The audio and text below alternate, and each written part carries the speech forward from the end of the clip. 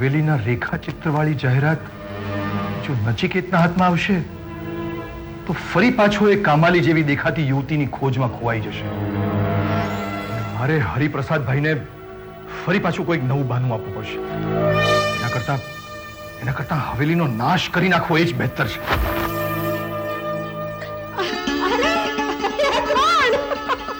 જરૂર મારો તોફાની નખડ દીકરો. આ શું માં તું હંમેશા મને દીકરો દીકરો કીધા કરે છે? અરે તારા પપ્પા હંમેશા તને દીકરો કહીને બોલાવતા હતા અને અમે તને દીકરાની જેમ જ ઉછેરી છે, ખબર છે? અરે પણ મને લાગે છે કે આજે જરૂર સૂરજ પશ્ચિમમાં ઉગ્યો હશે.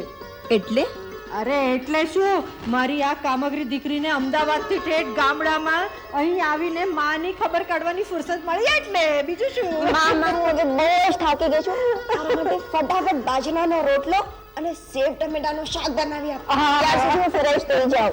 ચોક્કસ ચોક્કસ બેટા, જા જલ્દી ફ્રેશ થઈ જા. જા.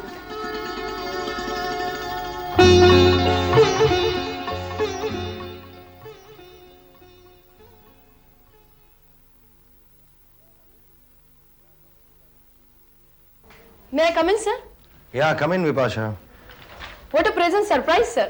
તમે મંગળવારને ભલે આજે જ આવી ગયા? હા, દિલ્હીનું કામ જલ્દી પતી ગયું એટલે આવતો રહ્યો. વિપાશા, Yes, sir. હું તને લેટર ડ્રાફ્ટ કરાવું એ પહેલા કોઈ મેસેજીસ હોય તો આપી દેજે. Yes sir. અગ્રવાલ અને અગ્રવાલમાંથી ફોન હતો. Yeah. તેમની સાથે તમારી કાલની મીટિંગ ફાઇનલ કરું? બપોર પછી રાખ. ઓકે. અને ગુપ્તા સન્સમાં મેં ફોન કર્યો હતો પણ તેઓ ચેક આપવા માટે અઠવાડિયાનો સમય માંગે છે. મને હતું જ કે આ વખતે પણ ગુપ્તા ચેક નહીં આપે, ગલ્લા તલ્લા કરશે. જો એ નરેન ગુપ્તાને કહી દે કે એના અંડરવર્લ્ડના કોન્ટેક્ટ હોય ને તો એના ઘરે રાખે, એક કડક લેટર મોકલે ને કે અઠવાડિયામાં જો મને પૈસા નથી મળ્યા ને તો હું લિક્વિડેશનનો સૂટ ફાઇલ કરી દઈશ. ઓકે. અરે ગુપ્તામાં વાત કરવાની પણ તમીજ નથી એનામાં. અરે હા સર, વાત પરથી યાદ આવ્યું. તમને મળવા માટે એક ભાઈ આવ્યા હતા, તારીકભાઈ. એમની ભાષા પણ આવી જ કંઈક હતી. તારીકભાઈને તું કેવી રીતે ઓળખે? સર તેઓ ઓફિસમાં આવ્યા હતા, તમને મળવા માંગતા હતા. કોઈ ન્યૂઝપેપર અંગે વાત કરવી હતી. તારીખને અને ન્યૂઝપેપરને શું લાગે વળગે? સર તમે ઘનશ્યામભાઈ પાસેથી જે ચિત્રો ખરીદ્યા છે ને એ અંગે છાપામાં કોઈ જાહેર ખબર આપી હતી. એમાં કોઈ હવેલીનો સ્કેચ પણ છે. બસ એ જ બતાવવા આવ્યા હતા. હવેલીનો સ્કેચ હતો? હા વળી નવું? ક્યાં છે? છાપું ક્યાં છે? એ મેં ઇન્દ્રનીલભાઈને આપ્યું છે, તેઓ તમને પર્સનલી આપી દેશે. Let me talk to him. Sir તેઓ ઓફિસમાં નથી, પ્રેસ કોન્ફરન્સમાં ગયા છે અને જ્યાં સુધી ના આવે ત્યાં સુધી મને રાહ જોવાનું કહ્યું છે.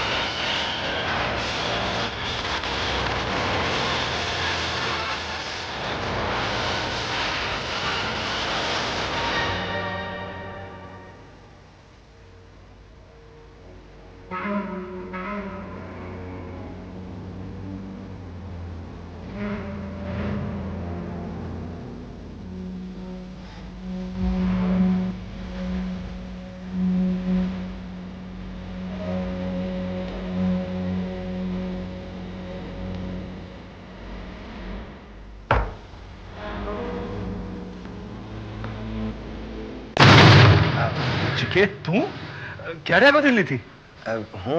હું બસ સાંજની ફ્લાઇટમાં આવ્યો મોટા ભાઈ. અચ્છા, કેમ રહી ટ્રીપ તારી? સરસ, વેરી ગુડ. પાર્ટીને મળ્યો ત્યાં ધારવા કરતા કામ પણ વહેલું જ પતી ગયું. Very good. They were very planned. અચ્છા. અને સાચું કહું ને તો મેં તો એવું ધાર્યું જ નહોતું કે એ લોકો આટલા બધા પ્રિપેર્ડ હશે.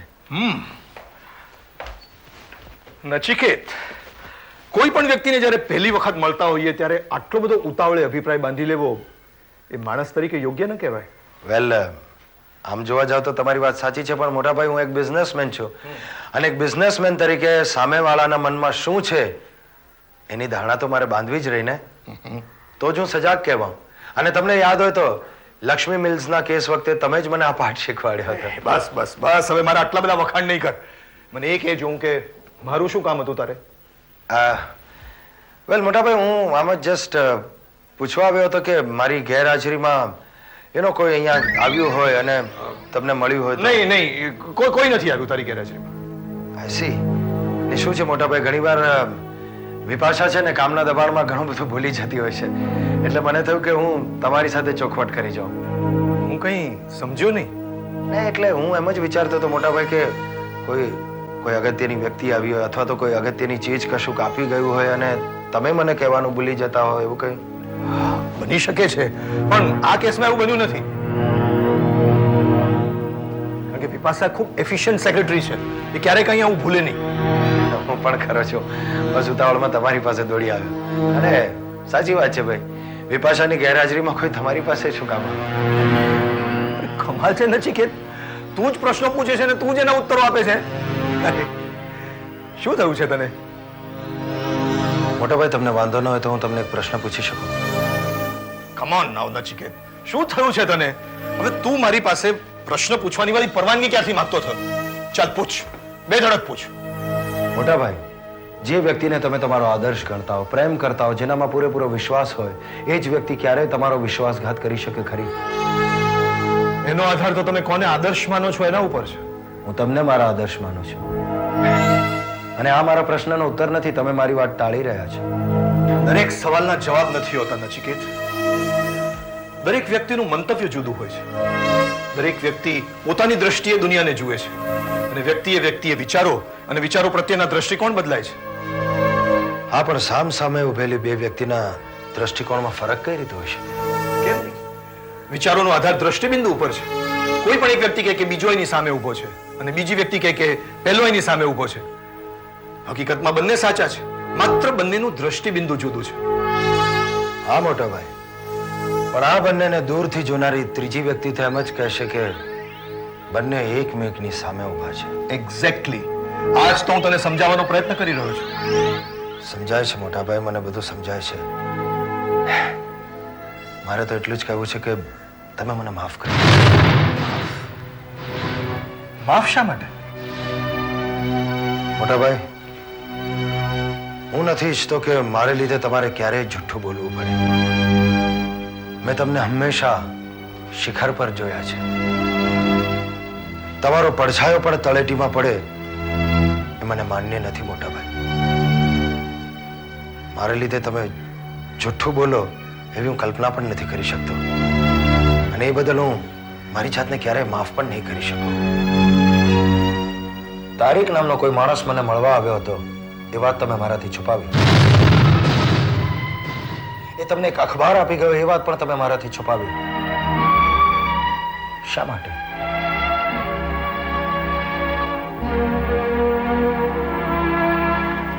નહીં નચિકેત, તું તારી આવી ક્ષુલ્લક ઉત્કંઠા ખાતર આખા બિઝનેસને વિસારે પાડી દે એ મને મંજૂર નથી. મોટા ભાઈ, પ્લીઝ ટ્રાય ટુ અન્ડરસ્ટેન્ડ. આ મારી ક્ષુલ્લક ઉત્કંઠા નથી. મને તો બાળપણથી જ કલામાં રસ છે. નહીં નચિકેત, આ વાત સાવ જુદી છે. જો માત્ર કલાની જ વાત હોત ને તો મેં ક્યારેય વિરોધ ન કર્યો હોત. અરે એન્ટિક્સમાં હું તને ડીલ કરવા દઉં છું એ કેમ ભૂલી જાય છે?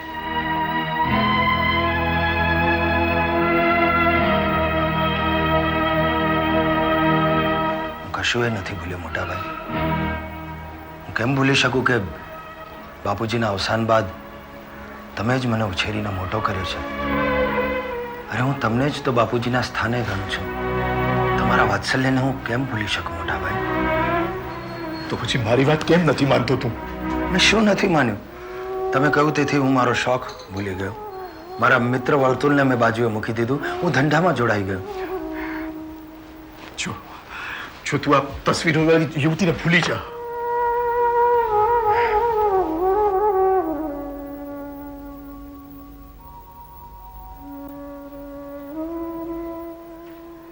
એ શક્ય નથી મોટા ભાઈ. જે વાતની શરૂઆત થઈ ચૂકી છે એનો અંત કોઈકે તો લાવવો જ પડશે ને. કોઈક એટલે તું જ શા માટે નચિકેત? હું તો નિમિત્ત માત્ર છું. આંગળી ચિંધાયેલી દિશામાં મારે આગળ વધવાનું છે. આગળ વધવાનો વિચાર છોડી દે. નહીં, એ મારા સ્વભાવથી વિપરીત છે. હું નહીં કરી શકું. તારા સ્વભાવથી વિપરીત તારે જવું જ પડશે નચિકેત. તારે એનાથી વિપરીત જવું જ પડશે.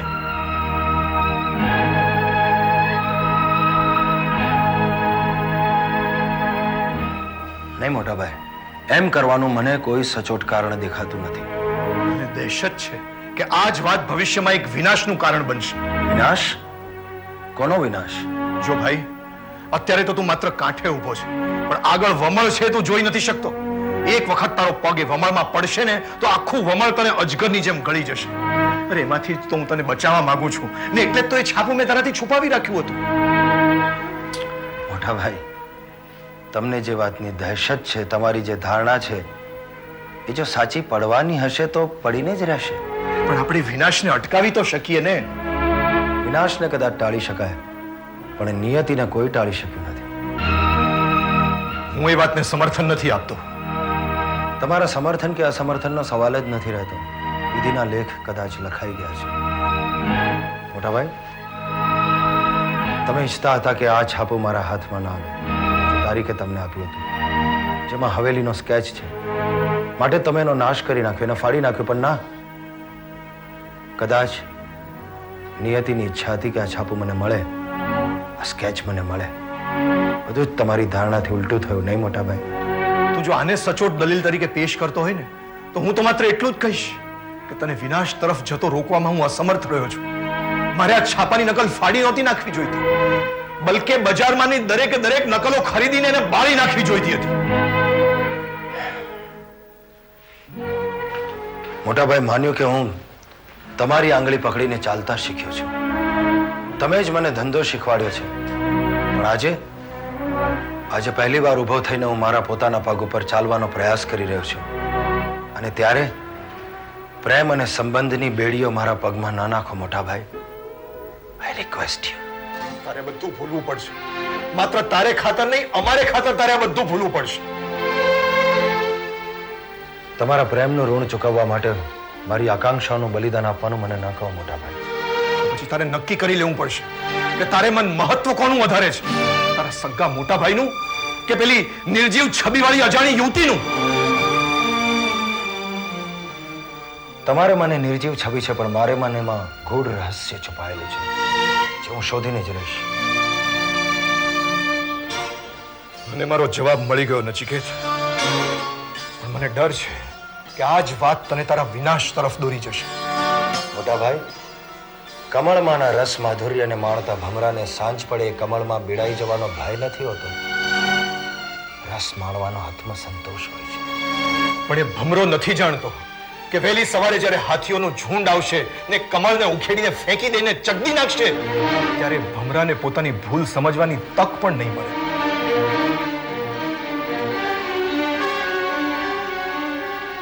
પણ આખી રાત કમળનું રસ માધુર્ય માણવાનો આનંદ અને કુદરતમાં લીન થઈ જવાનો આનંદ અનેરો હોય છે.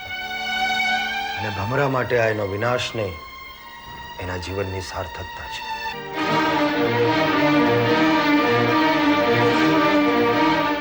સોરી મોટા ભાઈ.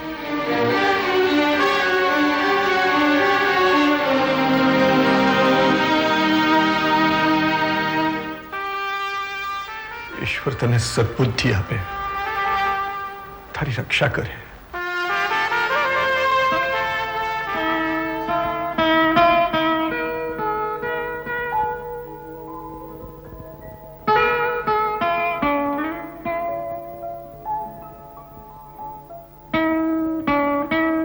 માં, આ બધી વાતની શરૂઆત જ ન થઈ હોત જો પહેલા દિવસે નચિકેતે મને ન જોઈ હતો.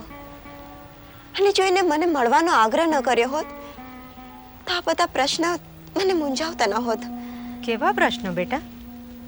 એ જ પ્રશ્નો જેને મારા અસ્તિત્વને મારા ભૂત અને ભવિષ્યની વચ્ચે ઝોલા ખાતું કરી દીધું છે. માં તો જ મને કે શું હું ખોટું વિચારી રહી છું? બેટા, તને જો એમ લાગતું હોય કે તું ખોટું વિચારી રહી છે તો પછી તારા વિચારોને એ દિશામાંથી બીજી બાજુ વાળી કેમ નથી લેતી? જ્યારે જ્યારે મેં મારા મનને બીજી દિશામાં વાળવાનો પ્રયત્ન કર્યો છે ત્યારે જ વધુ ને વધુ હું એ જ દિશામાં ફંગોળાઈ છું. માં, જો અમારી વચ્ચે કાંઈ જ સંબંધ ન હોત તો આ બધું શું કામ થઈ રહ્યું છે? એ વાત જવા દે બેટા, પણ તારી લગ્નની ઉંમર થઈ ગઈ છે અને દરેક માની અંતરની એવી ઈચ્છા હોય કે એની દીકરી સાસરે જઈને ઠરીઠામ થાય. માં, હમણાં લગ્નની વાત રહેવા દે. તું મને એમ કહે કે આટલું બધું સાંભળ્યા પછી બી તું કાંઈ બોલતી કેમ નથી? હું શું બોલું બેટા? તું જ્યારથી સમજણી થઈ છે ત્યારથી જ મેં તને છૂટ આપી દીધી છે. તે સ્વેચ્છાએ કલમને તારું ઓજાર બનાવ્યું, સરસ્વતીની સાધના કરી અને તારી કારકિર્દીનો આરંભ કર્યો. તને શિખામણ આપનારી હું કોણ બેટા? તારી જાતને ઓળખ. કદાચ એવું તો નથી ને કે તારા અંતરમાં ચાલતી લાગણીઓ પ્રમાણે વર્તવાને તું વિવશ થઈ ગઈ હોય? ના માં, આ ન તો મારું તર્ક છે, ના તો મારું ભ્રમ. તું માને કે ના માન, પણ કેટલાક વર્ષો પહેલા મારા જેવી દેખાતી કોઈક યુવતી હતી. તને જો એવું જ લાગતું હોય તો પછી મને પૂછવાનો શું અર્થ છે? પણ માં, મારે એ જાણવું તો કે આપણા પૂર્વજોમાં કોઈ પણ મારા જેવું નહોતું દેખાતું. ના બેટા, મારી જાણમાં તો મારા સાસરા કે પિયર પક્ષમાં કોઈમાંય તારા જેવો ચહેરો ધરાવતી કોઈ વ્યક્તિ નથી.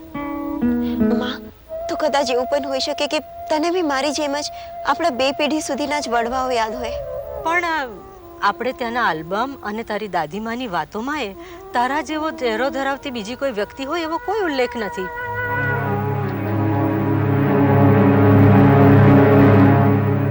તો પછી નક્કી હું કોઈકનો પુનર્જન્મ લઈને આવી હોઈશ.